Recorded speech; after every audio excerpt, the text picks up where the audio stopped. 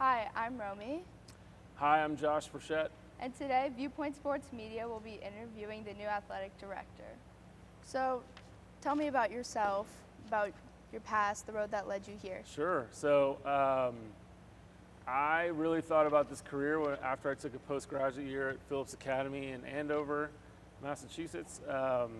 My teachers and coaches there really showed me the kind of impact that you could have in those roles. And so I think that kind of planted the seed. And then as I went through college and I worked with a bunch of different kind of groups of kids, primarily with some at-risk groups. I just felt like that was a passion of mine. And so when school ended, I felt like that was something I wanted to pursue. I coached college football at Pomona College for about 3 years, two and a half years, and then started teaching from there. And so I've been at a bunch of different schools, public, parochial, independent schools for the last 27 years. And I think it's something that I'm really passionate about, and I think have found a place where I can thrive, the kids can thrive, and athletics has always been a huge part of my life for sure. That's super cool. But I know you mentioned that you were a teacher Yeah. also, as well as a coach. How did that go into your passion into helping kids and coaching kids, teaching kids? I was in the classroom for about 12 years, primarily teaching English. I went back and got my master's in English at Middlebury. That was a great experience, just to kind of have that learning experience. But I always treated teaching the same as coaching, right? And one of the things that I've always talked to kids about and parents is the idea that like what our children do as students mirrors what they can be the same in the athletic realm. So like what it takes to be a successful student is the same thing it takes to be a successful athlete. And so when I taught, it was a lot of the same ideas. And that's why I talk about, our athletic program being an extension of the classroom, and kind of the ultimate in experiential learning, because it actually is hands-on, working through things, working together, collaboration, all those things that you do in the classroom are the same things that we're doing, right, as we head out to the athletic realm. How are you going to put that teaching into your new job as the athletic director at Viewpoint? Yeah, I think a lot of it is just around kind of consistency of message and what we hope to see. But I think because so many of our coaches are on campus, which is a huge benefit because they're part of the community in that way, so many of our coaches are teaching, whether that's phys ed or whether they're teaching, in the upper school or middle school. I think there's a natural link over the course of that, and I think it's really just we want to make sure that message is there, is that we are, as much as we're coaches, we're teachers, and as much as we're on a field, on a course, on a track, in a pool, in a gym, those are really just different classrooms as we go through that. Yeah, I even see it as our teachers, Coach Sheldon, the volleyball coach, so we could see that dynamic of like teacher and coach on the court, which is super cool. Yeah, you guys are seeing that for sure firsthand. Yeah, it's super nice. But I know that obviously the campus is so huge and the student body is so huge. Yeah. Does your job, is it over TK through high school? Yeah. Okay. So it kind of runs, because underneath the banner of athletics department is also the physical education program. Right. And so, we have a tremendous group that works TK through 5, and then obviously we're a group that's working 6 through 12. But yeah, I think it encompasses all those aspects of that, and I think that's it's an important idea to consider, because they're all kind of interlocking. You're at a TK through 12 schools, there's just endless layers, right? Yeah. And so we're trying to make sure that we can kind of all be on the same page as we go. Yeah, of course. That's super important to have that like message throughout all the little kids in TK and kindergarten through the high school. And we're, we want to make sure that we are continuing to build those connections from our youngest through our oldest, right? And that when you play a sport here, you're feeling like you're a part of that whole piece. So, we start competitive athletics in 4th grade. We want those kids to feel like they're connected all the way through middle school. So you're going from lower to middle to upper. We want to make sure that our coaches and our kids feel like they're a part of that, right? And that was one of the things I talked about in my interview, was like having our upper school kids working with middle school and lower, and trying to find those opportunities for those connections to be made. Yeah, I think that's super important in creating like this school identity, this like deeper viewpoint, patriot spirit that maybe our school could need in the couple Sure, you know, following and years. we want folks to feel like they're a part of that success, whatever that looks like, right? Yeah. And build up to that, and so that they feel that connection, they feel that, you know, embrace of being a part of whatever sport that might be. And I think it's something that we do pretty well and something we continue to improve as we go. Yeah, so talking about success in athletics and moving back to our high school piece, how do you feel about college sports and what Viewpoint does to prepare students and athletes for college sports if they would like to pursue that further than high school? Yeah, I mean, I think it's important because I think we're a college preparatory school, right? And whatever aspect that is and whatever piece the kids are pursuing, you want to make sure that we can support them as we do that. And so I think our coaches are very invested in what that looks like and how they can support that moving through. Coach Kikagawa is kind of the formal coordinator on the college recruiting piece. College counseling does a great job with communication as we go through that. And so there's a lot of different kind of folks involved in that, and we want to make sure that we are doing everything we can to support the kids as they go through that. So whether that's the film that they need to kind of hand off, whether that's skill development, IQ, right, all those things as you go through there. I think the upside of college recruiting right now is that they can find anyone. If you're good enough, they'll find you. The downside is that it's so pervasive, right? And this I think comes up in several other questions that we're going to talk about, is this idea of like, what's next? As opposed to living in that moment, embracing and kind of being present over that high school experience instead of always thinking about how to get to that next piece, right? Yeah. And I think that's a challenge for our athletes. It's a challenge for our parents. It's a challenge for all of us, right? But I think we've done a really good job in terms of placing kids at the college level, and it runs the gamut: Division I, Division II, Division III. Whatever that school looks like or whatever opportunities are there, we certainly have that. We have a history of placing those kids, which is great. Yeah, that's super great. The matriculation is really large. Yeah, I mean, you're great. looking at UCLA, in the last 4 years, you're looking at UCLA, UC Irvine, Duke, and then you move into like Division IIIs with Wesleyan and Tufts, NYU, Claremont McKenna. We have a group of seniors already that we know already are looking at those, are moving on to Miami of Florida, Dartmouth, Columbia, NYU. And so, I mean, it's a historical degree of success in that way, and maybe probably something we need to push out a little bit more often. Yeah, I agree. Because my next question, it goes really nicely into that, is that I feel like at least in the area regionally that Viewpoint is considered not a sports school. And I feel like that's just a big misunderstanding at some points, because you see the matriculation of our seniors and these athletes that are so great going to these amazing places and to continue their athletic and academic careers. And I feel like maybe that's just not highlighted. Maybe that contributes to the not a sports school line. Yeah, I mean, I think it's one of those things we can do a better job around consistency of message, right? It's interesting, how do we define a sports school? Is it, end result success? In the last 4 years, we have 17 league championships, 7 section championships, some individual state championships. We're surrounded in a gym right now with a bunch of banners that go up all the time. I mean, I think that's a big deal. I think, as I said, the college piece, the schools where we place those kids, the number of schools, the varying divisions. If that's club at the college level, if that's, like I said, Division I, Division II, Division III, all those things are happening. If it's facilities, again, we have standout facilities between PFAC, where we are now, the pavilion, you have Ring Field, you have Robertson Field, you have 2 different strength conditioning areas, you have a strength conditioning coach, you have a state-of-the-art athletic training program with 2 full-time athletic trainers.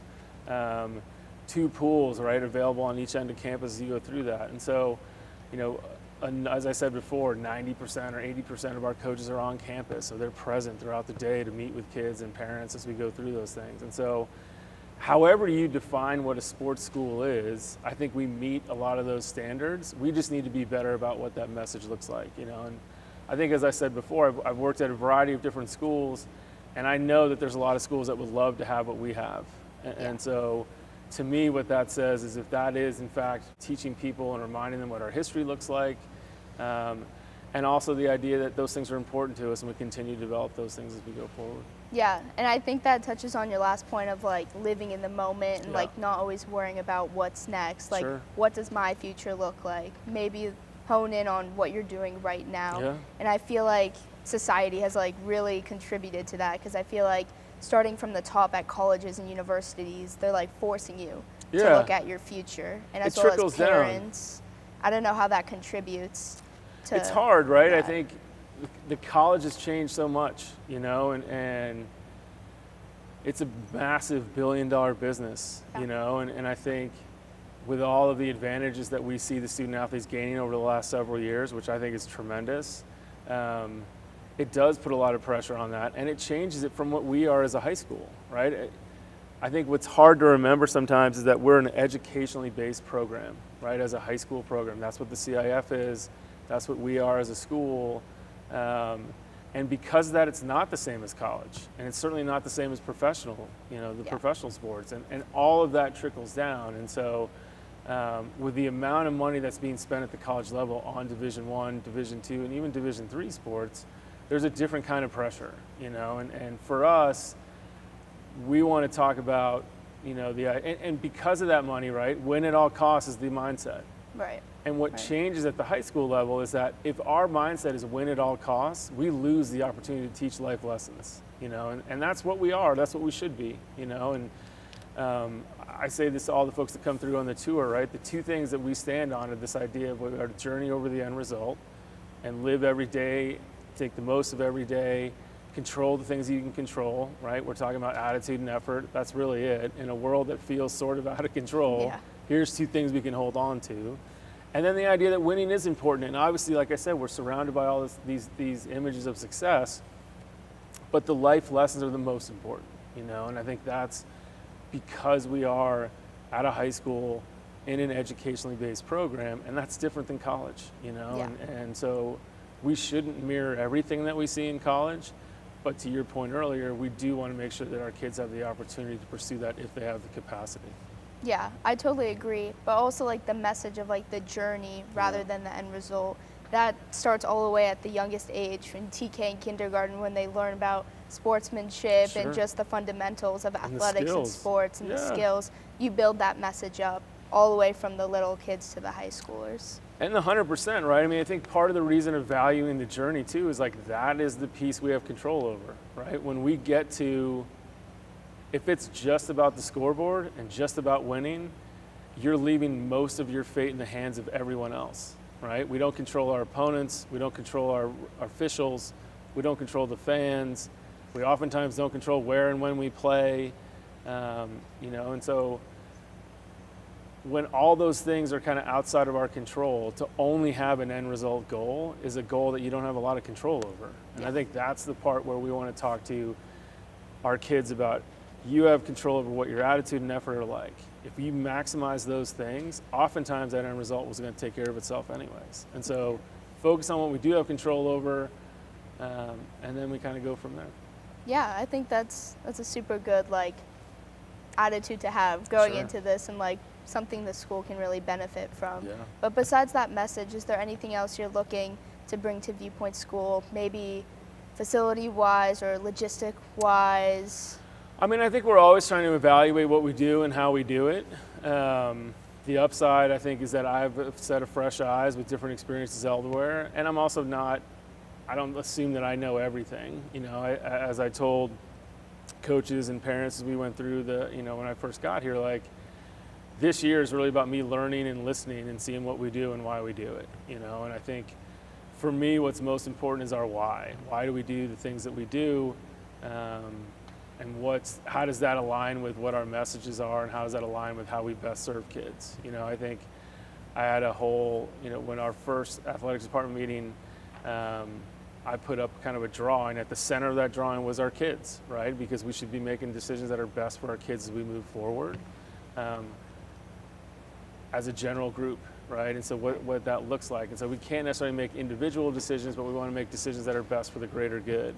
And then from there, right, we start to define ourselves as we go through that. And so I think for us, we need to kind of take an inward look and see who we are and what we do and why, and define that for ourselves, and then start to share that with our community, but also our outside community. So when folks come here and look at Viewpoint and have an interest and want to play sports, they know exactly what they're getting into and how that experience is going to go. Yeah, and I think bringing it back and taking a look at like, what are we here for? Why are we doing this? What's our purpose? Kind of like crafting a mission statement. For sure. You know, would be super interesting to see, and like for prospective families, so they understands like the broader picture of 100%. Viewpoint Athletics and Viewpoint School. Yeah, and if you look at our school mission, right, our mission, our values, as we go through that, and the idea of world ready, I mean, that's what our life lessons are. Like, we align ourselves with that school mission of being world ready right away, because to be world ready, you have to learn lessons around setting goals, resiliency, teamwork, grit, you know, responding to setbacks, right? How do we do those things? How are we going to be our best selves, right? I think at the end of the day, if we teach those lessons, our athletes get a chance to be the best they can be at that moment, and that makes our community better, and right? And now we send them out to be world ready because they have these skills about how to work with each other, how to work with themselves, and how to be their best selves as they go forward. Yeah, especially in that student athlete piece. Talking more, I know you mentioned how you were an English teacher and you expanded upon that, and how teaching really led you to coaching, but that student athlete part, because I think we lose sight of the fact that there's a hyphen right there and there's a student in front of the athlete. And it's true. I think when the more the focus is on the end result, the more that first word goes away. Yeah. Right? And again, like I said, I think it's great that college athletes and athletes in general have an opportunity to earn some money based on their name, image, and likeness. Certainly when you think about how much money was being made at the college level as you go through that. But there's a whole new set of pressures and burdens that come with that, right? Like, and I think it's why we see it's so difficult to figure it out, and why it's a little bit of the Wild West right now, because not everyone's sure how that's going to end. But that's a whole nother separate piece of education that we need to do, you know, and make sure that our kids understand and our families understand, you know, what those pressures are as they move to the next level. But here, at least, keep in mind that it is a student-athlete experience, you know, and that it's a part of what you do. It doesn't have to define exactly what you do. And I think that's what kids have to consider as they move forward, right? Because the higher level you go, the more that's going to define what you are and kind of how your experience is going to go. Yeah, I think it definitely shifts as you move to the higher level, as you just said. But it's really nice that here it fosters that hyphen right there, where you can have both sides, and the faculty, the teachers that are coaches, even the teachers that aren't coaches recognize that, and they can see that, look, you're a student as well as an athlete, so prioritizing both. Sure. Something really important. And if we're doing our job, and I think we are, right, it's a partnership that continues, right? And whether that's academics, athletics, or arts, right, we're all trying to teach the same things with different methods, different tools, different experiences, and different language. And however that connects with our kids gives us an opportunity to kind of build upon that as we go through. It's why I think the multi-sport thing is so important for us, right? And we'll fight forever for those opportunities for our kids to do that. Because, like, your experience on one team, it could be different than on another, and your role's different. And now you start to appreciate the different roles and the different ways folks have that, and the different, like, I think for the most part, most coaches are saying the same thing in their own language, right? In their own ways they do that.